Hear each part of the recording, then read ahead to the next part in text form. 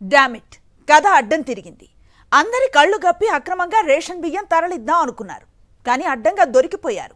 ఏలూరు జిల్లా అగిరిపల్లిలో సుమారు 7 టన్నుల రేషన్ బియ్యాన్ని సివిల్ సప్లై అధికారులు సీజ్ చేశారు. అక్రమంగా రేషన్ బియ్యం తరలిస్తున్న మినీ లారీ రిపేర్కు వచ్చి అగిరిపల్లిలో ఆగిపోయింది. దీంతో మెకానిక్ కోసం డ్రైవర్ కాసిం సాహెబ్ విజయవాడకు వెళ్లాడు.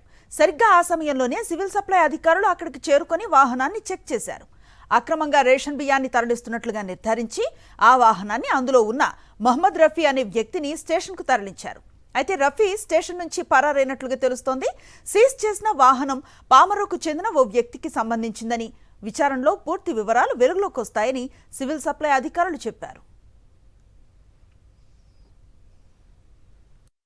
ఒక వెహికల్ అంటే ఏపీ 04 TW 1955 గల DCMS వెహికల్ని తనిఖీ చేయగా దాంట్లో PDS బియ్యం గుర్తించి మేము దాన్ని ఒక వెహికల్ని డ్రైవర్ని కన్సల్ట్ చేయగా అతను వెహికల్ రిపేర్లో ఉంది, క్లచ్ ప్లేట్స్ అయిపోయాయని చెప్పేసి డ్రైవరు విజయవాడ వెళ్ళానని చెప్పేసి అక్కడ ఉన్నటువంటి మెకానిక్ ద్వారా కనుక్కుంటే అతను విజయవాడ నుంచి ఫోన్ చేశాము.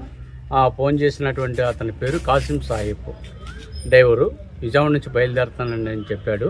మినిమం ఈ యొక్క వెహికల్లో సుమారు 6-7 టన్నుల దాకా ఉంటుందని, ఇది కాటా పెట్టాల్సి ఉందని ఇంకా ఎంక్వైరీ జరుగుతుంది. ఎంక్వైరీ జరిగితే పూర్తి డీటెయిల్స్ మీకు ఇవ్వాలి. బాపట్ల జిల్లా పెనుమూడు వద్ద అక్రమంగా లారీలో తరలిస్తున్న 25 టన్నుల రేషన్ బియ్యం లోడ్ను పోలీసులు పట్టుకున్నారు. పదే పదే భారీ ఎత్తున రేషన్ పక్కదారి పడుతూ ఉండటం కలవరానికి గురి చేస్తోంది.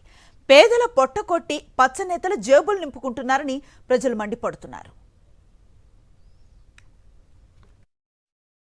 రేపల్లి పట్టణ సిఐ అయిన నేను మరియు నా సిబ్బంది 216 హైవే మీద అక్రమంగా PDS రైస్ తరలిస్తున్నారనేటువంటి సమాచారం మేరకు వెహికల్ AP 16 TF 6319 అనే వాహనాన్ని ఆపి తనిఖీ చేయగా దాంట్లో రేషన్ బియ్యం ఉన్నట్లుగా డ్రైవర్ కన్ఫెషన్ ఇవ్వటం జరిగింది.